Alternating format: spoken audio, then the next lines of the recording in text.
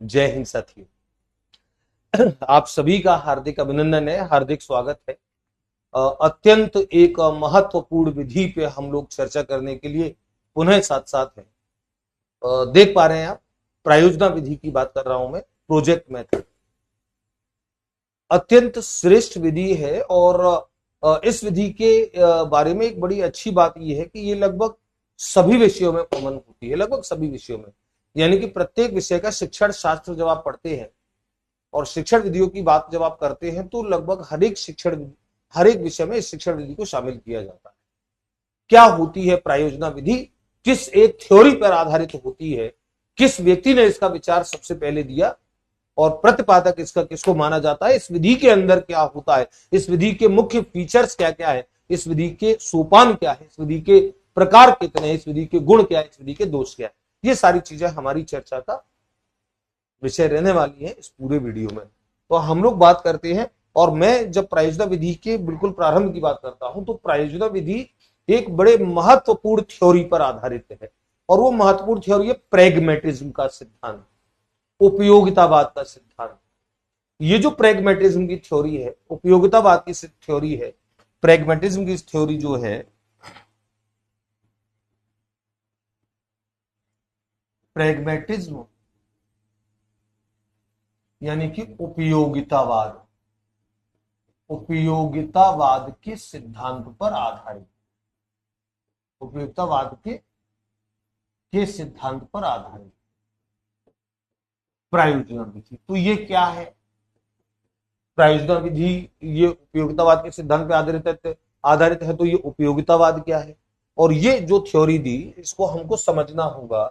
इस थ्योरी के, प्रैग्मेटिज्म के जो जनक जो माने जाते हैं, वो जनक माने जाते हैं जॉन ड्यूवी, जो प्रसिद्ध एक शिक्षाविद थे, जॉन ड्यूवी।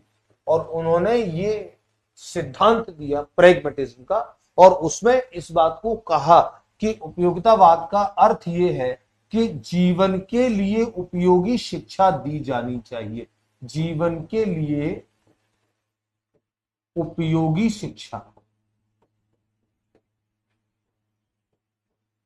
यानी कि शिक्षा का स्वरूप ऐसा, मैंने जैसे कहा जॉन ड्यूवी जो थे प्रसिद्ध शिक्षाविद थे और प्रसिद्ध शिक्षाविद थे, इनका यह मानना था कि जो शिक्षा है वो परंपरागत रूप की ना हो करके, एक यंत्रवत प्रक्रिया ना हो करके ऐसी शिक्षा हो, ऐसे स्वरूप में हो जो जीवन के लिए, जीवन की वास्तविक परिस्थितियों के लिए उपयोगी।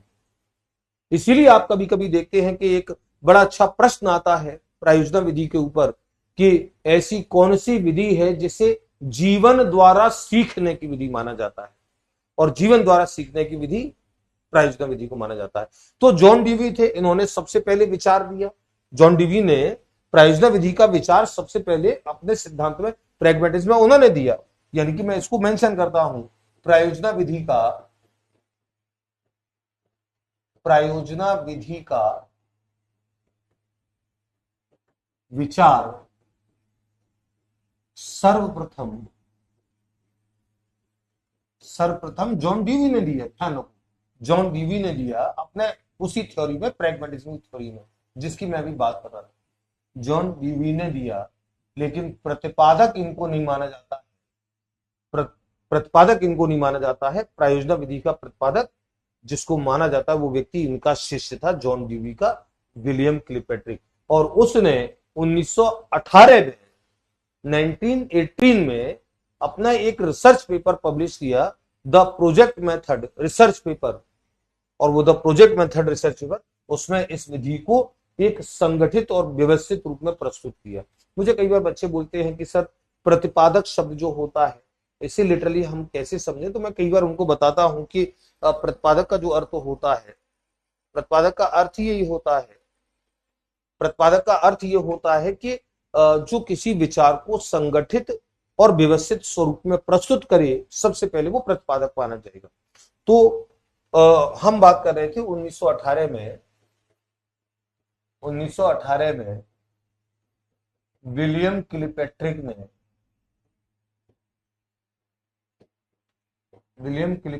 ने अपने रिसर्च पेपर अपने रिसर्च पेपर, और रिसर्च पेपर का नाम ही था the project method, the project method, the project method. इस रिसर्च पेपर में इस विधि को सबसे पहले प्रस्तुत किया, तो प्रतिपादक माना जाता है, मैं इस विधि का प्रतिपादन किया, इस विधि का प्रतिपादन। तो इसका मतलब प्रतिपादक जब भी माना जाएगा, जब भी बात होगी प्रतिपादक कौन थे, तो प्रतिपादक कौन थे, विलियम किलपैट्रिक, ये इसके प्रतिपादक थे। लेकिन अगर प्रश्न इस रूप में आ गया कि सबसे पहले विचार किसने दिया, तो सबसे पहले विचार जॉन डीवी का। किस एक सिद्धांत पे आधारित होती है, प्रेगमेटिज्म, तो उपयोगितावाद के सिद्धांत पे आधारित होती है। और उपयोगितावाद का सिद्धांत है जीवन के लिए उपयोगी शिक्षा, जीवन के लिए महत्वपूर्ण शिक्षा, तो इसीलिए इसे जीवन द्वारा सीखने की। तो बात जब इसकी थी, प्रायोजिता विधि की, इस मॉडल की थी, इस उपागम, इस अप्रोच की थी, जिसे हम इसे प्रायोजिता विधि को आप कुछ जगह देखेंगे तो ड्यूवी किलपैट्रिक अप्रोच भी इसको बोलते हैं, ड्यूवी किलपैट्रिक उपागम,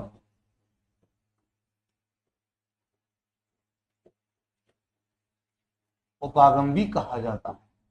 और ड्यूवी किलपैट्रिक उपागम आप समझ रहे हैं, जिसमें जॉन ड्यूवी और किलपैट्रिक दोनों शामिल हैं, और ये प्रायोजिता विधि का ही कॉन्सेप्ट है।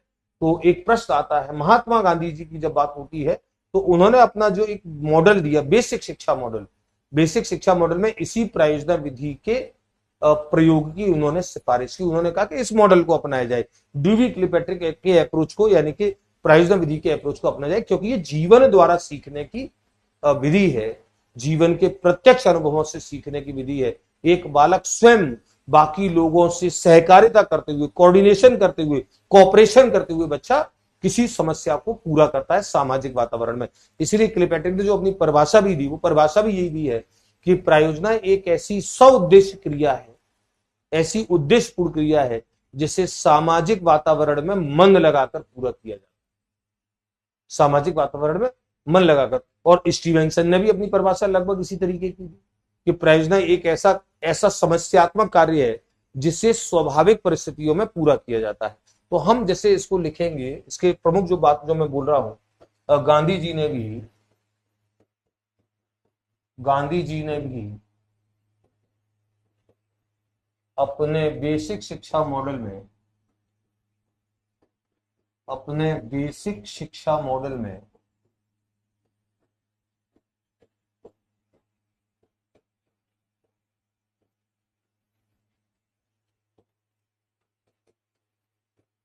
इसी विधि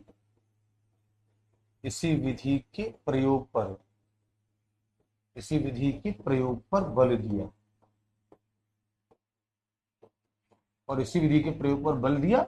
और उसका कारण क्या था कि इस विधि को हम जिन उपाधियों से बोलते हैं, जीवन द्वारा सीखने की, जीवन द्वारा सीखने की विधि, सीखने की विधि, या जीवन के प्रत्यक्ष और वास्तविक अनुभवों से, जीवन के प्रत्यक्ष तथा वास्तविक अनुभवों से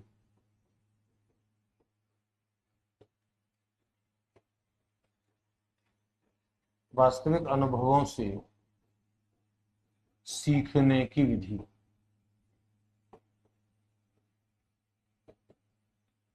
ये इसको दिए जाने वाले टाइटल है, इसको दी जाने वाली संज्ञा है प्रायोजिका विधि को।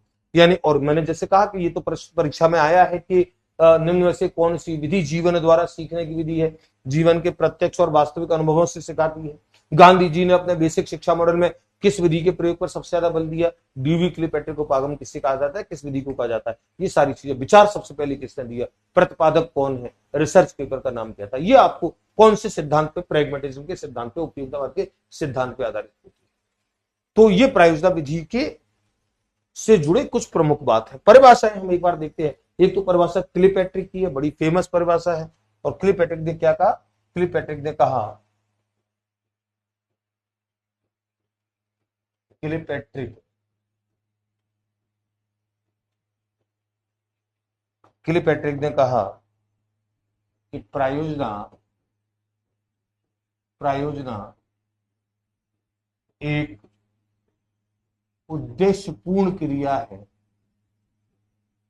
उद्देश्यपूर्ण क्रिया है जिसे सामाजिक वातावरण में सामाजिक वातावरण में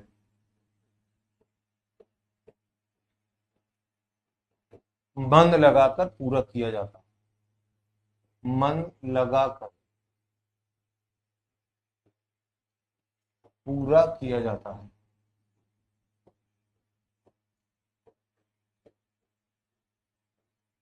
सामाजिक वातावरण में मन लगाकर पूरा किया। सामाजिक वातावरण का बड़ा, इस शब्द का बड़ा अर्थ है, क्योंकि सामाजिक वातावरण में इसमें बच्चा समूह में मिलजुल करके एक दूसरे का सहयोग करते हुए और एक दूसरे का सहयोग लेते हुए काम करता है। इसीलिए जब हम प्रायोजना विधि के गुण लिख रहे होंगे तो इसमें गुण में प्रमुख तौर पर जो गुण लिखे जाएंगे, सामाजिक गुणों का विकास करती है, सह संबंध के सिद्धांत पे, समवाय के सिद्धांत पे आधारित होती है, सहकारिता के सिद्धांत पे आधारित, सहकारिता आधारित शिक्षण भी हम बोलेंगे उस टर्मिनोलॉजी को। तो ये एक किलिपैट्रिक की परिभाषा, एक स्टीवेंसन की परिभाषा है। स्टीवेंसन स्टीवेंसन ने क्या परिभाषा दी? प्रायोजना एक समस्यात्मक कार्य है, प्रायोजना एक समस्यात्मक कार्य है जिसे स्वाभाविक परिस्थितियों में पूरा किया जाता है।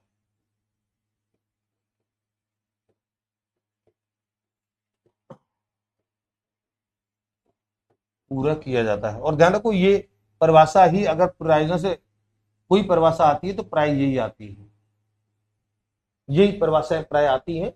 एक तो किलिपैट्रिक की परिभाषा जिसमें प्रायोजना एक ऐसी उद्देश्यपूर्ण क्रिया है, ऐसा सौ उद्देश्य कार्य है जिसे मन लगाकर सामाजिक वातावरण में पूरा किया जाता है।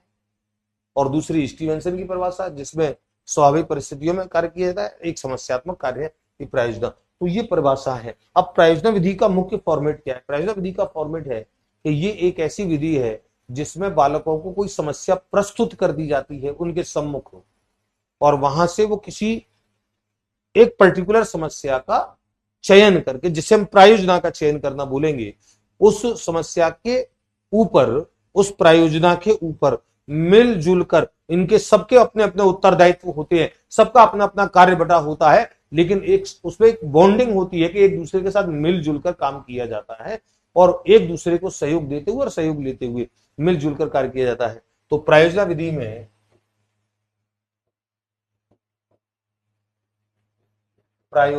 में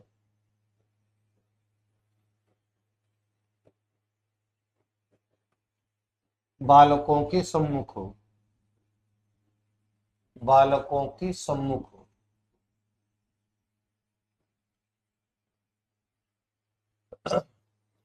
समस्या की उपस्थिति की जाती है,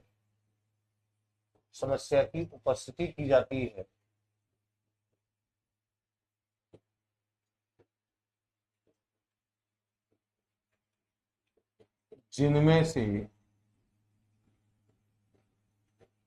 से बालक समस्या की उपस्थिति, ध्यान रखो, इसे हम परिस्थिति निर्माण भी बोलेंगे, परिस्थिति निर्माण।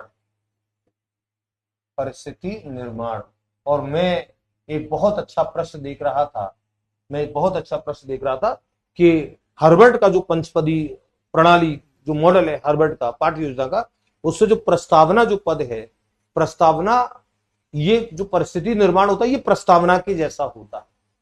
यानी कि अभी हम जब सोपान लिखेंगे प्रायोजना विधि के, तो सबसे पहला पहला जो चरण होता है परिस्थिति निर्माण करना या समस्या की उपस्थिति करना, उनमें से किसी एक समस्या को प्रायोजना के तौर पे चयन करके फिर उस पे काम होता है, जिससे से बालक, इसको थोड़ा सा नीचे लिख दो, बालक किसी एक समस्या, किसी एक समस्या जिसे हम बोलेंगे प्रायोजना, जिसका चयन कर लिया वो प्रायोजना होगी, का चयन करके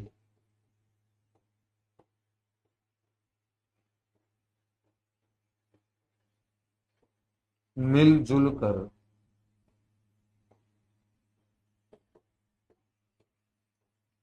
सहयोग देते व लेते हुए कार्य पूरा करते, कार्य पूरा करते हैं। अभी हम सोपान देखेंगे तो सोपान में भी इस चीज को और एलाबोरेट करेंगे और ज्यादा बात करेंगे।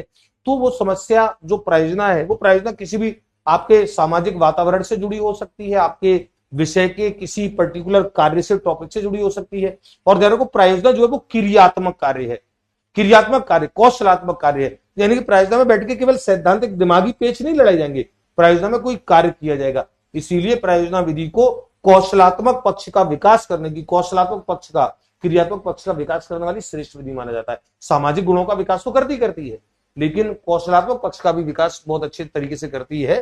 तो हम एक बार प्रायोजना विधि के सोपानों के सापेक्ष में इसको देखा, फिर कुछ बातें हम लिखेंगे। प्रायोजना विधि के सोपान जो होते हैं, प्रायोजना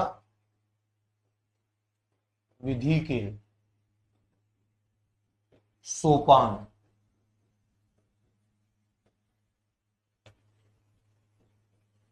और प्रायोजना विधि के जो सोपान होते हैं, संख्यात्मक जब पूछा जाता है, देन हमको संख्यात्मक प्रश्न 6 होता है। प्रायोजना विधि के 6 सोपान होते हैं और डंके की चोट पे 6 होते हैं। एक बार कभी प्रश्न आया था, उसमें कहीं 4 मान लिया था, वो 4 में उन्होंने एक शब्द जोड़ दिया प्रमुख सोपान का, हालांकि वो तर्क गलत था। 6 सोपान होते हैं। आप 1000 किताब देखेंगे, आप खुद विलियम क्लिपेट्री की the project method research paper देखेंगे, उसमें भी 6 सोपान है। और ये बिल्कुल पक्की बात मैं आपको बता रहा हूं। तो 6 सोपान होते हैं और 6 सोपान में सबसे पहला पहला जो सोपान होता है वो होता है परिस्थितियों का निर्माण, परिस्थितियों का निर्माण, यानी कि समस्याओं की उपस्थिति, समस्याओं की उपस्थिति।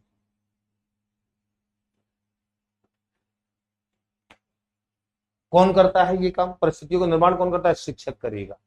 विद्यार्थियों के सम्मुख वो ऐसी परिस्थितियों का निर्माण करता है, ऐसी समस्याएं प्रस्तुत करता है कि बालक उनमें से फिर पर्टिकुलर किसी एक समस्या का चयन करके उसके ऊपर काम करेंगे। तो ये परिस्थिति का निर्माण, ये हर्बर्ट के, मैं इसमें यहां लिख देता हूं, ध्यान रखो, ये आपको ध्यान रखना है कि ये जो है हर्बर्ट के, हर्बर्ट, ये मैंने बड़ा अच्छा प्रश्न देखा इसलिए मुझे याद आ गया। इसको नई नोट्स में जब बनाऊंगा तो उसमें इसको लिखाऊंगा, प्रस्तावना पद के समान होता है। यानी कि ये जो परिस्थिति निर्माण जो होता है, ये हर्बर्ट के प्रस्तावना, यानी कि परिस्थिति निर्माण कर रहे हैं मतलब आप प्रस्तावना बना रहे हो। और पहला पहला पद, इसमें अनेक प्रकार की समस्याएं अध्यापक के द्वारा परिस्थितियों के माध्यम से निर्मित की जाती हैं। उनमें से बच्चे फिर दूसरा जो सोपान होता है, दूसरा सोपान वो होता है प्रायोजना का चयन, प्रायोजना का चयन, ये दूसरा सोपान होता है।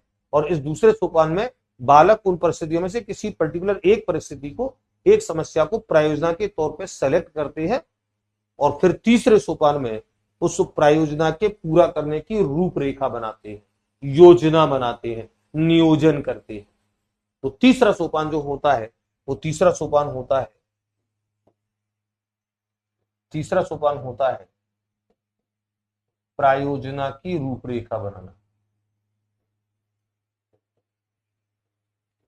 प्रायोजना की रूपरेखा बनाना,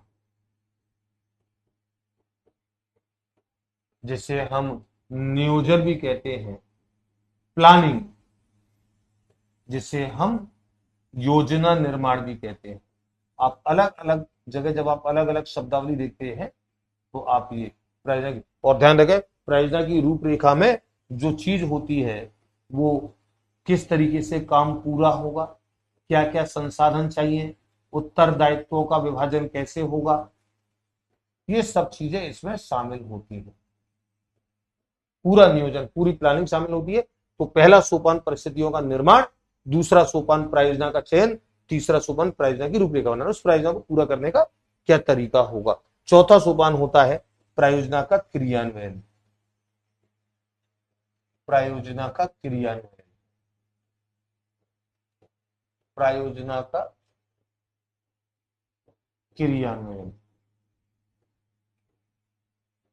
एग्जीक्यूशन। और इसमें क्या होता है, इसमें परियोजना को क्रियान्वित कर दिया, जो समस्या को आपने चुना है, जिसे टास्क को आपने चुना है परियोजना के तौर पर, आप उसे एग्जीक्यूट करते हैं। और ध्यान रखो ये पूरा का पूरा जो परियोजना का जो काम होता है, जो आपने विद्यार्थियों में अलग अलग उत्तरदायित्व विभाजन कर दी है, पूरा नियोजन प्लानिंग कर दी है, सारे विद्यार्थी अपने अपने उत्तरदायित्व को पूरा करते हैं, सहयोग देते और सहयोग लेते हैं, एक दूसरे से कोऑर्डिनेशन समन्वय स्थापित करते हैं, एक दूसरे को कोऑपरेशन कोऑपरेटिव मोड पे काम करते हैं। सहकारिता आधारित शिक्षण, जिससे अभी हम बात करेंगे, इस शब्द को लिखेंगे हम विशेषताओं में।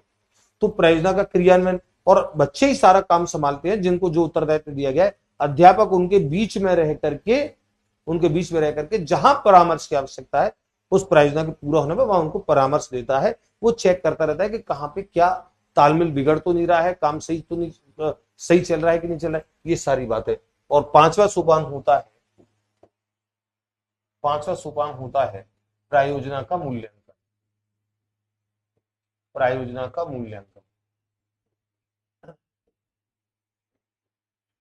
यानी कि उस प्रायोजना के पूरा होने पर फिर उसका मूल्यांकन किया जाता है कि उसमें कहां कब क्या कठिनाई आई, काम ढंग से हो चुका है कि नहीं हो चुका, उसमें कुछ बाकी तो नहीं है, या जिस तरीके से चाह रहे थे उस प्रायोजना का पूरा होना उसमें कोई कमी, कोई ऐसी चीज तो बाकी नहीं है। ये सारे मूल्यांकन जो होते हैं वो प्रायोजना के पांचवें सोपान में होते हैं।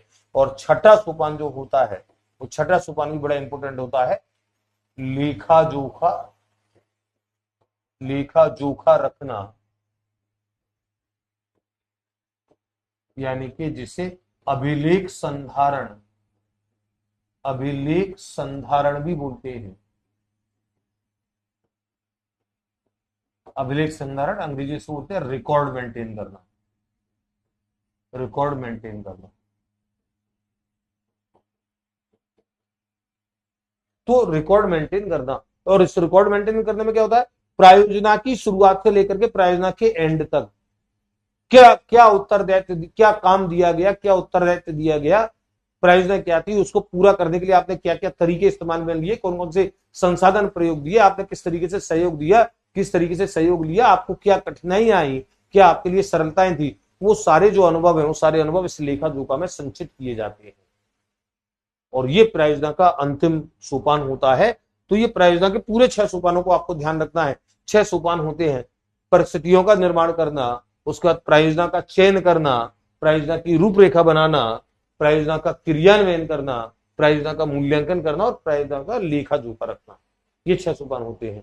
तो श्रेष्ठ बाल केंद्रित विधि है, विद्यार्थियों के क्रियात्मक कौशलात्मक पक्षों का विकास करती है, सामाजिक गुणों का विकास करती है, सहकारिता आधारित अधिगम है।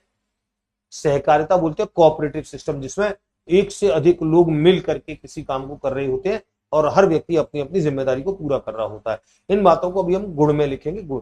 तो 6 सोपान होते हैं प्रायोजना विधि में। और हम प्रायोजना के प्रकार की जब बात करते हैं तो प्रायोजना 4 प्रकार की होती है, ध्यान रखो। प्रायोजना के प्रकार की जब हम बात करते हैं तो 4 प्रकार की होती है प्रायोजनाओं के प्रकार। प्रायोजनाओं के प्रकार 4 होते हैं, और वो 4 प्रायोजना के प्रकार कौन से होते हैं, वो 4 प्रायोजना के प्रकार होते हैं। सबसे पहला पहला प्रकार होता है सृजनात्मक, सृजनात्मक या रचनात्मक प्रायोजन।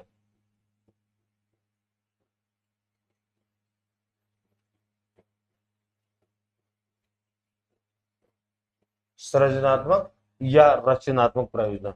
मैं एक बार चारों लिख देता हूं, फिर चारों पे हल्का हल्का प्रकाश डालेंगे। दूसरा जो होता है वो दूसरा होता है समस्यात्मक प्रायोजना।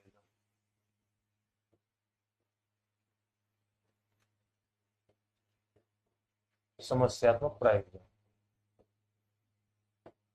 तीसरी होती है अभ्यासात्मक प्रायोजना।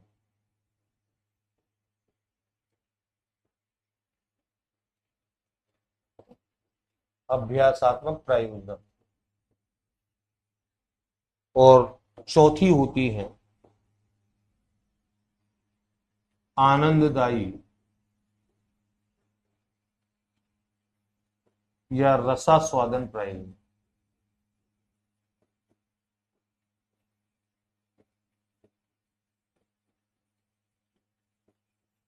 ये चार प्रकार होते हैं प्रायोजनाओं के। यानी कि सबसे पहली पहली आप देख रहे हैं, सबसे पहली पहली सृजनात्मक या रचनात्मक प्रायोजना। सृजनात्मक या रचनात्मक प्रायोजना क्या होगी? ये ऐसी प्रायोजनाएं होती हैं जिसमें कुछ नवीन सृजन, कुछ नवीन रचना की जाएगी। यानी कि जिसमें प्रायोजना का उद्देश्य कुछ नवीन सृजन करना होता है।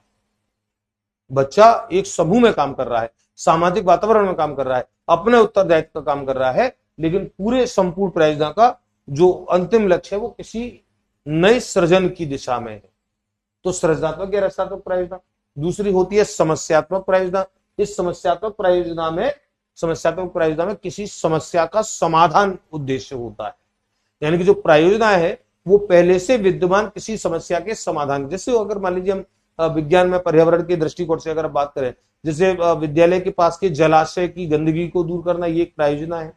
ये समस्यात्मक प्रायोजना की श्रेणी में है, क्योंकि वो एक समस्या है, वहां पे कोई सृजन नहीं हो रहा है, वो एक समस्यात्मक प्रायोजना है। तीसरी होती है अभ्यास प्रायोजना। ये किसी पर्टिकुलर कंटेंट या उस पे बच्चों की पकड़ मजबूत बनाने के लिए अभ्यास, यानी कि पुनरावृत्ति के तौर पर, तो अभ्यास प्रायोजना, इसमें पुनरावृत्ति महत्वपूर्ण होती है। और आनंददायी या रसास्वादन प्रायोजना, ये चौथे प्रकार की प्रायोजना होती है जिसका तरीका होता है कि आप कोई इस तरीके का काम करें, इस तरीके से बच्चों को सिखाएं कि बच्चों को आनंद भी आए, मतलब मिलजुल करके कोई काम हो, जैसे नाटक है, कोई प्ले जैसे हो रहा है, कोई गतिविधि है, सामूहिक गतिविधि, तो बच्चों को आनंद भी आए और बच्चे उससे सीखें भी, वो दोनों काम एक साथ हो। आनंददायी या रसास्वादन प्रायोजना। तो प्रायोजना के चार प्रकार ये हो गए, प्रायोजना के 6 सोपान हो गए। ये इंपोर्टेंट सारी चीजें ध्यान रखेंगे। और इसके बाद जो मुख्य बात होती है, प्रायोजना विधि के गुण क्या क्या होते हैं, प्रायोजना विधि के दोष क्या क्या होते हैं। बड़े इंपोर्टेंट गुण हैं, बड़ी इंपोर्टेंट बातें हैं, दोष भी हैं, और वो परीक्षा से सीधे सीधे जोड़ते हैं। परीक्षा में ऐसे समझ लीजिए कि वहां से प्रश्न अधिकांशतः बनता ही बनता है, क्योंकि इसके गुणों की सूची बड़ी लंबी है प्रायोजना विधि के, और इससे निकलने वाले कुछ प्रश्न बड़े अच्छे होते हैं, वो आपको ध्यान रखने हैं। तो प्रायोजना विधि के गुण पे मैं बात करूं एक बार। प्रायोजना विधि के गुण। प्रायोजना विधि के गुण, और ध्यान से देखेंगे प्रायोजना विधि के गुण। मैं प्रत्येक गुण को आपको समझाता भी जाऊंगा अच्छे से। प्रायोजना विधि का सबसे पहला पहला और सबसे महत्वपूर्ण गुण होता है सहकारिता आधारित। सहकारिता आधारित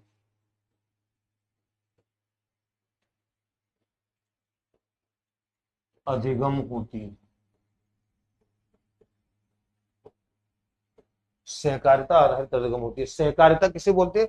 cooperative based. Cooperative based. Cooperative based learning.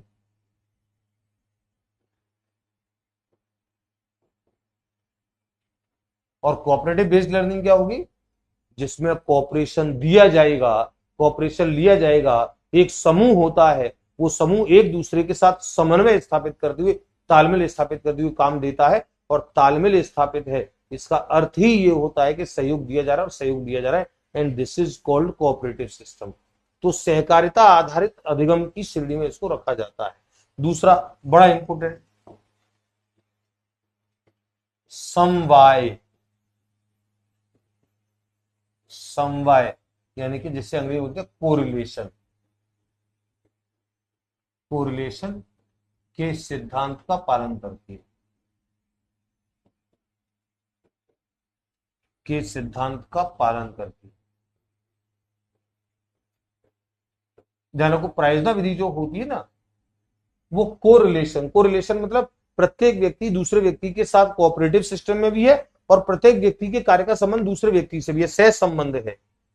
Correlation सह संबंध के सिद्धांत का पालन करती है, यानी कि मेरा काम स्वतंत्र नहीं है, उस पूरे प्रोजेक्ट में मेरा काम दूसरे लोगों के काम से जुड़ा है। ये कहलाता है हिंदी में समवाय का सिद्धांत, इसे अंग्रेजी बोलते हैं कोरिलेशनशिप। तो समवाय के सिद्धांत का पालन करती है, नंबर 3। और नंबर 3 भी इसी पेज पे लिख देता हूं, दल शिक्षण पर आधारित होती है। दल शिक्षण पर आधारित होती है। टीम टीचिंग, यानी कि सब एक समूह मिलकर के काम कर रहा है, तो समूह एक दूसरे को सिखा रहा है। दल शिक्षण जो होता है, टीम टीचिंग जो होती है, टोली शिक्षण भी जिसे बोलते हैं, उसका कॉन्सेप्ट यही है कि पर्टिकुलर किसी एक अवधारणा को सिखाने के लिए आपके पास 2 या 2 से अधिक लोगों की फौज होती है। फौज का मतलब 2 या 2 से अधिक व्यक्ति होते हैं जो अलग अलग क्षेत्र के विशेषज्ञ होते हैं। तो इसी प्रकार से जब आप प्रायोजना का काम कर रहे होंगे, आपके पास 2 या 2 से अधिक विद्यार्थी होंगे और प्रत्येक को जो जिम्मेदारी दी गई है वो ये सोच के दी गई है कि वो उस चीज का विशेषज्ञ है। तो वो ये सिखा रहा है, वो ये सिखा रहा है, वो ये सिखा रहा है और ये सिखा रहा है, और ये सब मिलकर के भी उसको कुछ सिखा रहे हैं। तो ये यहाँ पे दल शिक्षण का कॉन्सेप्ट पूरा होता है, टीम टीचिंग का कॉन्सेप्ट पूरा होता है। तीसरा प्रमुख गुण, चौथा प्रमुख गुण,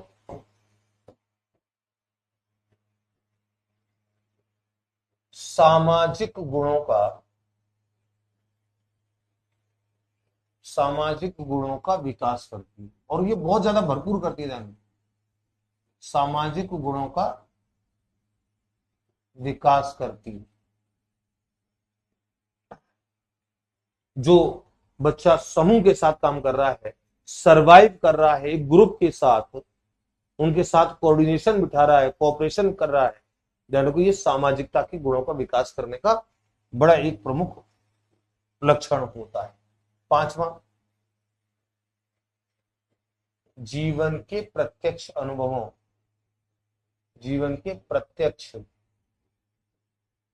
एवं वास्तविक अनुभवों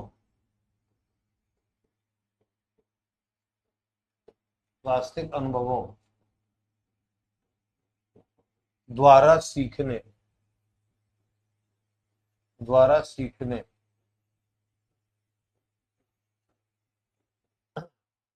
के अवसर उपलब्ध कराती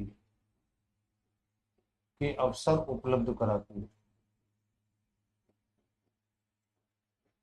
और ये बात हम शुरू में भी कर चुके हैं कि प्रायोजना विधि को कहा ही जाता है जीवन द्वारा सीखने की विधि, क्योंकि प्रत्यक्ष और वास्तविक अनुभव इसके मूल में होते हैं और वो बच्चे के साथ जुड़े हैं, तो बच्चा निश्चित तौर पर बहुत अच्छे से सीखेगा, प्रत्यक्ष अनुभवों से सीखेगा, वास्तविक अनुभवों से सीखेगा, जिसे हमने कहा कि जीवन द्वारा सीखने की विधि है, यानी कि जीवन उसको सिखा रहा है, परिस्थितियां उसको सिखा रही हैं। अगला, छठवां, समस्या समाधान के कौशलों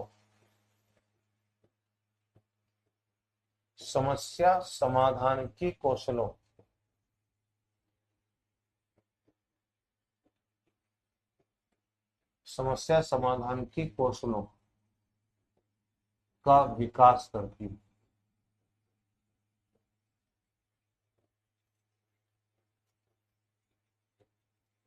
समस्या समाधान के कौशल, बच्चा जब किसी प्रायोजना में अपनी सहभागिता करता है, तो उस सहभागिता में बच्चा प्रत्यक्ष अनुभव कर रहा है, वास्तविक अनुभव कर रहा है, समस्याओं के समाधान कर रहा है, खुद निर्णय ले, अभी हम देखेंगे निर्णय क्षमता का भी विकास करती है।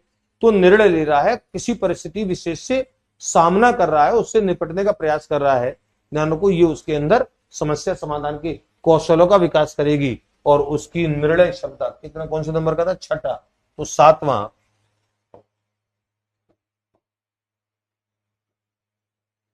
बालकों की निर्णय क्षमता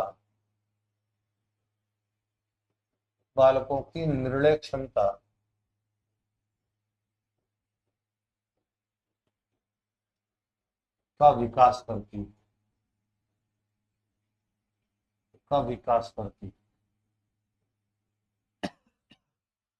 तो निर्णय क्षमता का विकास होगा। और अगला इंपोर्टेंट जिसकी बात मैं अभी चर्चा 20 में कर रहा था, व्यवहार के क्रियात्मक पक्ष, जो बड़ा इंपोर्टेंट है, व्यवहार के क्रियात्मक पक्ष,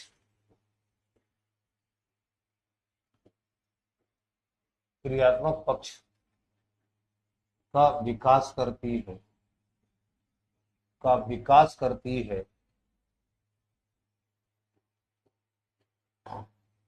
इसी को दूसरी भाषा में अर्थात करके लिख देता हूं, अर्थात कौशलात्मक उद्देश्यों की प्राप्ति। ध्यान रखो, ये दोनों पर्यायवाची शब्द हैं, क्रियात्मक पक्ष का विकास होना या कौशलात्मक उद्देश्यों की पूर्ति होना, अर्थात कौशलात्मक उद्देश्यों को पूरा करती है, कौशलात्मक उद्देश्यों को पूरा करती है।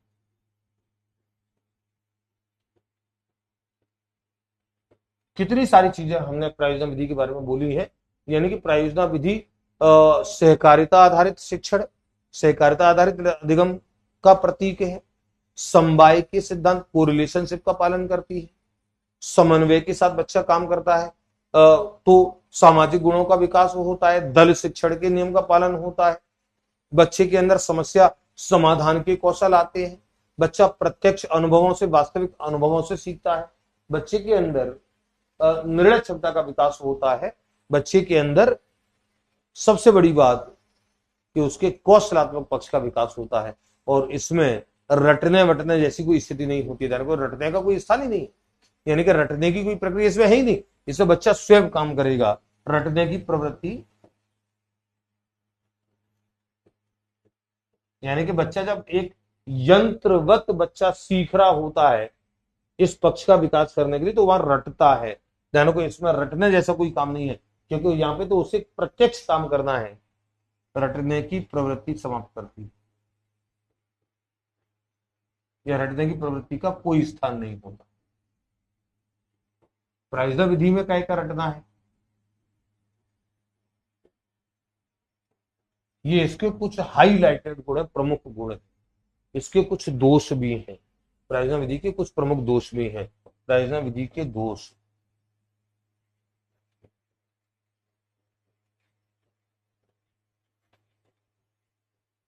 प्रायोजना विधि के दोष, और प्रायोजना विधि के दोष में सबसे पहला और प्रमुख दोष जो आपको पता लग रहा है कि एक लंबी प्रक्रिया है, समय लेने वाली प्रक्रिया है, तो पाठ्यक्रम का विकास भी धीमी गति से करेगी। ये तो अंडरस्टूड है, इसको मैं लिख देता हूं, लंबी प्रक्रिया है जिसमें अधिक समय लगता है, जिसमें अधिक समय लगता है,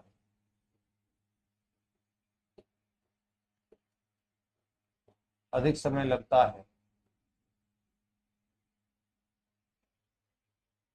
तो दूसरा नंबर करके लिख देता हूं, दूसरे में लिख देता हूं पाठ्यक्रम का विकास धीमी गति, तो इससे जुड़ा ही है, पाठ्यक्रम का विकास धीमी गति से।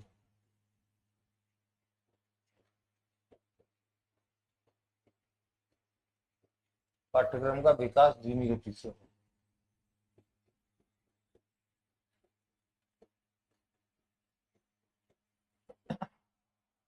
दूसरा, ये तो दोनों एक दूसरे से मिले जुले हुए हैं। दूसरा, अगला प्रमुख दोष कि परंपरागत कक्षा शिक्षण में इस विधि का प्रयोग नहीं कर सकते। परंपरागत कक्षा शिक्षण यानी कि जहां पे अध्यापक सीधा क्लास में जा रहा है, वहां पे उसने आगमन विधि से पढ़ाया, निगमन से पढ़ाया, विश्लेषण से पढ़ाया, संश्लेषण से पढ़ाया, प्रदर्शन से पढ़ाया, व्याख्यान से पढ़ाया, तो ये सीधी जाकर के कक्षा में सीधे प्रयोग की जा सकती है। प्रायोजना विधि, ये प्रश्न, और ये प्रश्न परीक्षा में आया भी है कि निम्न में से किस विधि को एक अध्यापक कक्ष में सीधे प्रस्तुत नहीं कर सकता, सीधे प्रयोग नहीं दे सकता? प्रायोजना विधि, क्योंकि प्रायोजना विधि के लिए संसाधन चाहिए, जगह चाहिए, स्पेस चाहिए, परिस्थितियां उस तरीके की हो। तो वो प्रायोजना तो पूरा एक बड़ा टास्क है, वो एक कक्षा में आकर के पढ़ा करके पूरा नहीं हो सकता है। तो परंपरागत कक्षा शिक्षण में, परंपरागत कक्षा शिक्षण में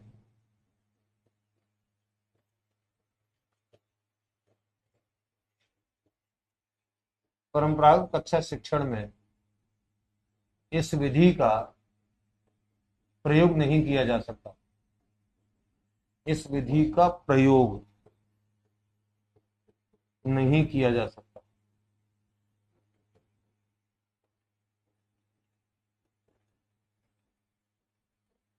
है ना, क्योंकि कक्षा में आपको समय संसाधन चाहिए। एक और बड़ा इंपोर्टेंट दोष, एक और बड़ा इंपोर्टेंट दोष क्या है, चौथा दोष, और वो इंपोर्टेंट दोष है कि इस विधि में जांच एवं परीक्षा, जांच एवं परीक्षा के लिए कोई स्थान नहीं होता।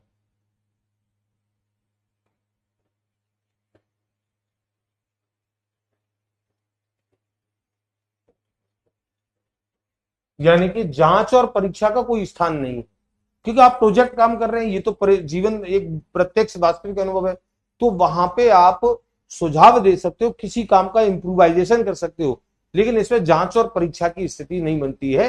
तो जैसे समय आपने आगमन से सिखाया, निगमन से सिखाया, आपने विश्लेषण संश्लेषण से सिखाया, आपने प्रदर्शन प्रयोगशाला से सिखाया, फिर आप उसकी जांच कर सकते हो, और जांच करके फिर आप एक मूल्यांकन के माध्यम से एक आंकड़ा निकाल सकते हो।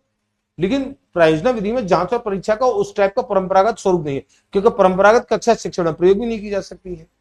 और एक और, प्रत्येक प्रकरण को प्रायोजना विधि द्वारा नहीं समझाया जा सकता। प्रायोजना विधि द्वारा नहीं समझाया जा सकता।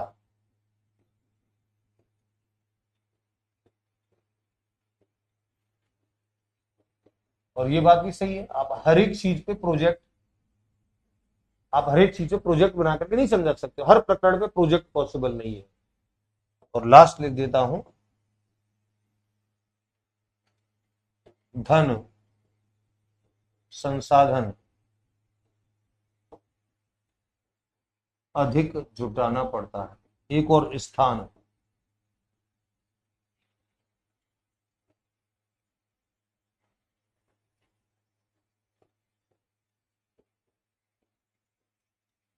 अधिक आवश्यकता होती,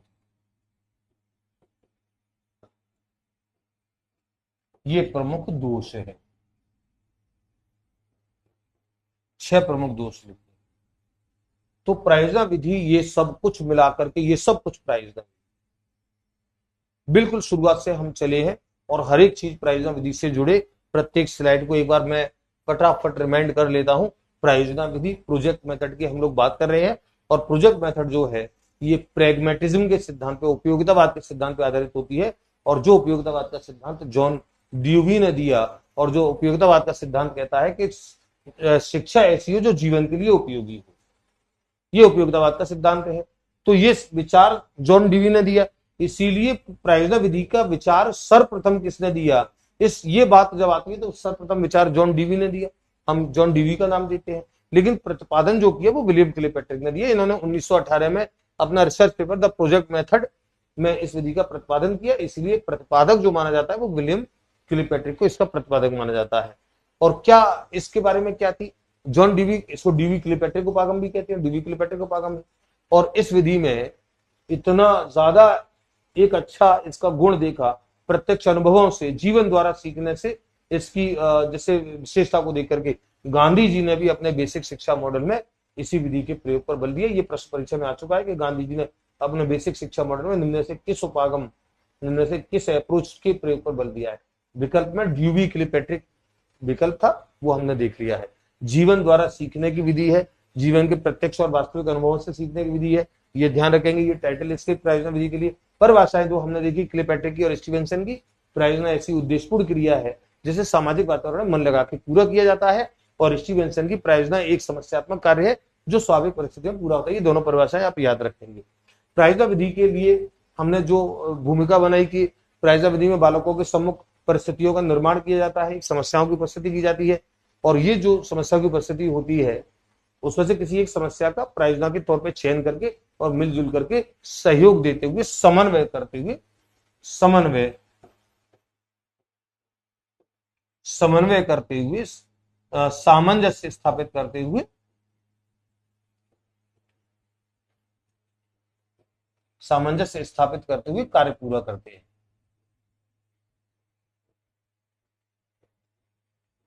सामंजस्य स्थापित करते हुए कार्य पूरा करते हैं ना। तो ये प्रायोजन विधि का मोटा मोटा खाका है। और इसमें हमने आगे जो बात की वो सोपान, 6 सोपान की बात की। 6 सोपान आपको विशेष तौर पर ध्यान रखना है। परिस्थितियों का निर्माण करना, यानी समस्याओं की उपस्थिति, और ये काम शिक्षक के द्वारा किया जाएगा। हमने यहाँ पे एक नई बात जोड़ी कि हर्बर्ट के प्रस्तावना पद के जैसा होता है परिस्थितियों का निर्माण। दूसरा, प्रायोजना का चयन। तीसरा, प्रायोजना की रूपरेखा बनाना, यानी कि योजना निर्माण करना, यानी कि नियोजन करना, प्लानिंग करना, उत्तरदायित्व का विभाजन करना। प्रायोजना का क्रियान्वयन, ये 4था सोपान है। प्रायोजना का मूल्यांकन, ये 5वां सोपान है। और अभिलेख संधारण, लेखा जोखा रखना, रिकॉर्ड मेंटेन करना, ये 6ठा सोपान है। ये सोपान इसके ध्यान रखेंगे। परीक्षा में सोपान कई बार पूछे गए हैं। निम्न में से कौन सा एक प्रायोजना विधि का सोपान है, कौन सा एक नहीं है। ज्यादातर नहीं वाला पूछा जाता है। प्रायोजनाएं 4 प्रकार की होती है: संरचनात्मक या रचनात्मक प्रायोजना, समस्यात्मक प्रायोजना, अभ्यासात्मक प्रायोजना और आनंददायी रसास्वादन प्रायोजना। इसके बारे में मैं आपको बता चुका हूं। उसके बाद प्रायोजना विधि के गुण और प्रायोजना विधि के दोष। प्रायोजना विधि के गुण: सहकारिता आधारित शिक्षण, सहकारिता आधारित अधिगम में श्रेणी में आती है। हमने इसको कोऑपरेटिव बेस्ड लर्निंग इसको संज्ञा दी है। समवाय कोरिलेशन के सिद्धांत का पालन करती है। दल शिक्षण पे आधारित होती है, यह हमने कहा दल शिक्षण पे आधारित होती है। सामाजिक गुणों का विकास करती है, जम के करती है। जीवन के प्रत्यक्ष और वास्तविक अनुभवों द्वारा सीखने के अवसर उपलब्ध कराती है, ये इसका बहुत बड़ा गुण है, विशेष गुण है। समस्या समाधान के कौशलों का विकास करती है, ये इसका प्रमुख गुण है। निर्णय क्षमता, बच्चों की निर्णय क्षमता का विकास करती है। व्यवहार के क्रियात्मक पक्ष का, यानी कि कौशलात्मक उद्देश्यों की पूर्ति करती है। और रटने का इसमें कोई स्थान नहीं होता है। दोष की हमने बात की। दोष, एक तो समय अधिक लगता है तो पाठ्यक्रम का विकास धीमी गति से होगा। परंपरागत कक्षा शिक्षण में इस विधि का प्रयोग नहीं कर सकते। और इस विधि में जांच परीक्षा के लिए कोई स्थान नहीं होता। प्रत्येक प्रकरण को प्रायोजन विधि से नहीं समझा सकते। धन संसाधन की अधिक आवश्यकता होती है। और एक और मुझे याद आ गया, छोटी कक्षाओं, छोटे बच्चों के लिए उपयुक्त नहीं है। छोटी कक्षाओं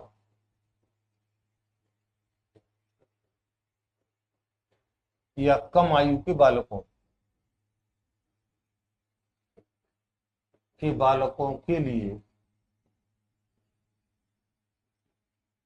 के लिए